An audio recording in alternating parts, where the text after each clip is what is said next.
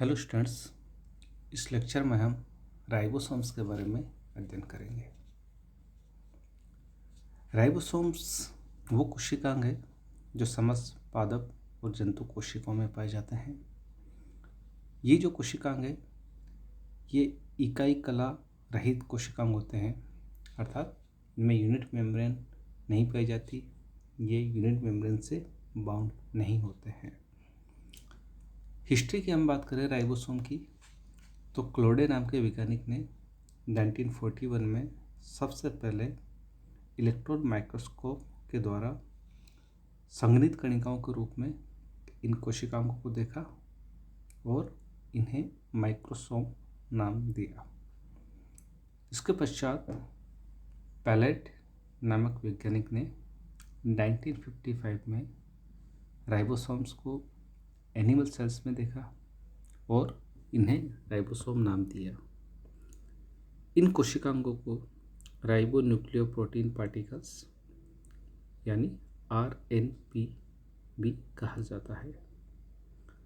जहाँ तक ऑक्यूरेंस या उपस्थिति की बात है तो ये कोशिकांग प्रोकैरियोटिक और यूकैरियोटिक दोनों ही प्रकार की कोशिकाओं में पाए जाते हैं। प्रोकैरियोटिक कोशिकाएं क्योंकि आदिम प्रकार की होती है, तो इन प्रकार की कोशिकाओं में राइबोसोम्स कोशिका द्रव्य में बिखरे हुए पाए जाते हैं, जबकि यूकैरियोटिक कोशिकाओं में, जिन्हें ससीम केंद्र की कोशिकाएं भी बोलते हैं, उन कोशिकाओं में राइबोसोम्स कोशिका द्रव्य में बिखरे हुए पा सकते हैं और ये कोशिकाएं एंडोप्लाज्मिक रेटिकुलम अर्थात अंतःपदवीय जालिका की जो मेम्ब्रेन है उनसे बाउंड या अटैच भी होते हैं। यानी यूकैरियोटिक कोशिकाओं में ये या तो मेम्ब्रेन से बाउंड होते हैं या ये फ्री स्टेट में कोशिका द्रव्य में बिखरे हुए पाए जाते हैं। प्रोटीन सिंथेसिस में जो कोशिकाएं सक्रिय होती है उन कोशिकाओं में राइबोसोम सामान्यतः अधिकांश रूप से अंतःपदवीय जालिका से बाउंड होते हैं और ऐसी अंतःपदवीय जालिका को हम जानते हैं कि रफ या ग्रेनुलर एंडोप्लाज्मिक रेटिकुलम कहा जाता है। प्रोटीन संश्लेषण के समय बहुत सारे राइबोसोम्स एक mRNA से अटैच होते हैं, जिन्हें पॉलीसोम या पॉलीराइबोसोम्स कहा जाता है। इनकी जो संख्या होती है वो कोशिका में RNA की क्वांटिटी या मात्रा पर डिपेंड करती है।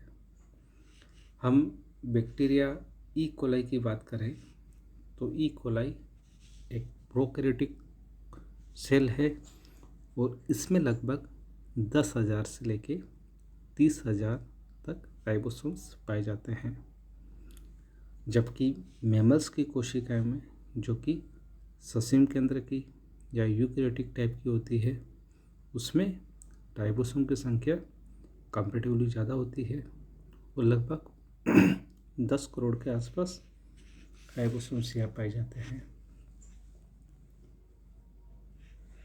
शेप और साइज, उसके आकार और आकृति की हम बात करें तो राइबोसोम्स चपटे और गोलाकार यानी फ्लैट और स्फेरिकल कोशिकांग होते हैं। साइज की हम बात करें तो प्रोकैरियोटिक कोशिकाओं में इनका साइज 18 नैनोमीटर के आसपास होता है, जबकि यूकैरियोटिक कोशिकाओं में इनका साइज लगभग 20 से 22 नैनोमीटर अर्थात कंपैरेटिवली प्रोकैरियोटिक कोशिकाओं के राइबोसोम से ज़्यादा होता है। राइबोसोम्स जो होता है वो 2 उप इकाइयों या सब यूनिट्स के बने होते हैं। एक सब यूनिट जो होती है वो बड़ी होती है, जिसे लार्ज सब यूनिट कहते हैं, और दूसरी सब यूनिट छोटी होती है, जिसे स्मॉल सब यूनिट कहा जाता है। बड़ी उप इकाई यानी लार्ज सब यूनिट डोम शेप या गुंडाकार होती है, जबकि छोटी उप-इकाई टोपी के रूप में बड़ी उप-इकाई की जो फ्लैट सरफेस होती है ऊपर की ओर, वहाँ पे ये प्रेजेंट होती है। राइबोसोम की जो अवसादन दर है, रेट ऑफ सेडिमेंटेशन, वो स्वेडबर्ग इकाई जिसे एसयू बोलते हैं द्वारा मापी जाती है। जो स्वेडबर्ग में जो एस है वो स्वेडबर्ग यूनिट को रेफर करता है। और टाइप ऑफ हनरा राइबोसोम की हम बात करें तो आकार और अवसादन गुणांक यानी सेडिमेंटेशन कोफिशिएंट के आधार पर राइबोसोम्स दो प्रकार के पाए जाते हैं। एक तो होता है 70S प्रकार का और दूसरा है 80S प्रकार का। यहाँ पे एस का मतलब होता है स्वेडबर्ग यूनिट, जो कि अवसादन से संबंधित है। 70S प्रकार के जो राइबोसोम्स है वो दो सब यूनिट से मिलकर बने होते हैं। इनकी एक सब यूनिट है 50S और दूसरी है 30S। और ये राइबोसोम्स प्रोकैरियोटिक सेल्स जैसे बैक्टीरिया आदि में पाए जाते हैं। प्रोकैरियोटिक राइबोसोम्स का जो सेडिमेंटेशन कोफिशिएंट होता है वो लगभग 64 से 72S के बीच में होता है। और इनका जो मोलिकुलर वेट है आणविक भार वो 2.8 × 10⁻⁶ डाल्टन होता है। ये दो उप इकाइयों का बना है, जैसा कि हम यहाँ देख रहे हैं, एक तो 50S और दूसरा 30S। 30S सब यूनिट की हम बात करें तो इनमें हेड यानी सिर, बेस, आधार भाग पाया जाता है, जिनके बीच में एक क्लेफ्ट या विदर होती है और एक प्लेटफॉर्म पाए जाते हैं। 50S उप इकाई में एक सेंट्रल प्रोट्यूबरेंस यानी केंद्रीय प्रवर्त तथा स्टोकियावृत्त पाए जाते हैं। दोनों सब यूनिट्स संयोजित होकर एक पूर्ण राइबोसोम बनाती है। 30S उप इकाई जो होती है उसमें आरएनए जो होता है एक ही प्रकार का होता है और वो है 16S rRNA। और इनमें प्रोटीन्स जो होते हैं वो 21 प्रकार के होते हैं।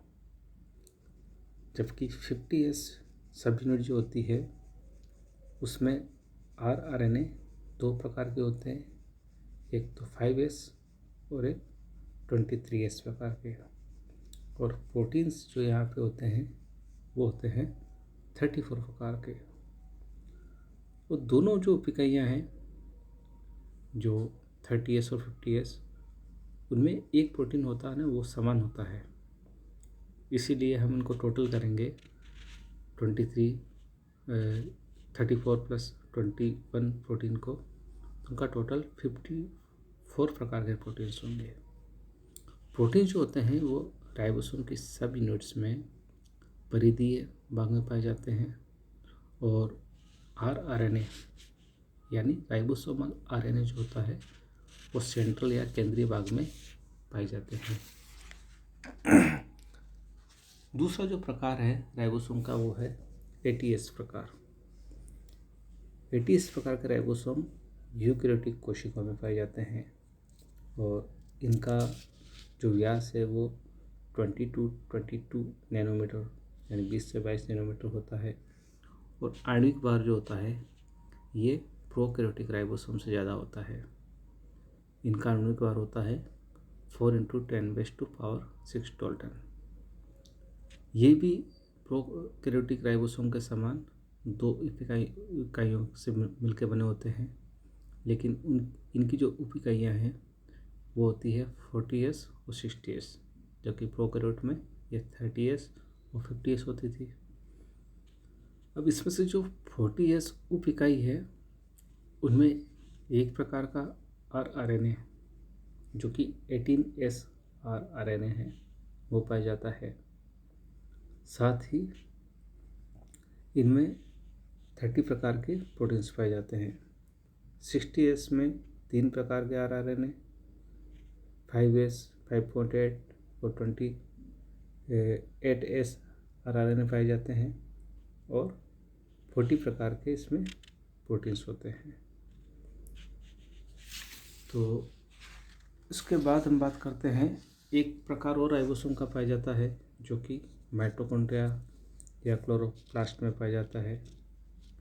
ये जंतु कोशिका के माइटोकॉन्ड्रिया में 55 से 60S प्रकार के राइबोसोम होते हैं, जबकि कवक में जो माइटोकॉन्ड्रियल राइबोसोम होता है वो 70S से 75S के तक का ये होता है। हम बात करते हैं एसोसिएशन ऑफ राइबोसोमल सब यूनिट कि राइबोसोम जैसा कि हमने देखा कि 2 उप इकाइयों का तो बना हुआ है।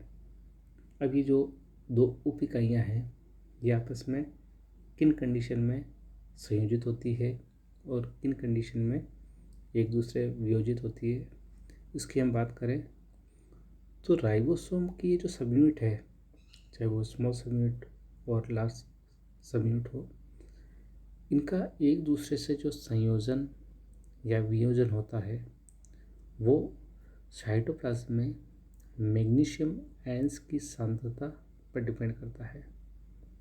और यूकैरियोटिक कोशिकाओं में अगर मैग्नीशियम आयन की सांद्रता 0.001 m से कम हो तो दोनों सब यूनिट्स एक दूसरे से वियोजित हो जाती है। और मैग्नीशियम आयन की सांद्रता अगर 0.001 हो तो दोनों सब यूनिट्स एक दूसरे से संयोजित हो जाती है, दोनों सब यूनिट्स अटैच होकर एक पूर्ण राइबोसोम बनाती है। क्योंकि प्रोकैरियोट कोशिका की हम बात करें तो 0.03 m से कम कंसंट्रेशन हो मैग्नीशियम आयन की तो क्या होता है कि दोनों सब यूनिट्स एक दूसरे से पृथक हो जाती है, यानी वियोजित हो जाती है। जबकि 0.03 m से अधिक हो मैग्नीशियम आयन की कंसंट्रेशन तो दोनों सब यूनिट्स एक दूसरे के साथ एसोसिएट हो जाती है, संयोजित हो जाती है। इसके बाद हम बात करते हैं केमिकल कॉम्पोजिशन की।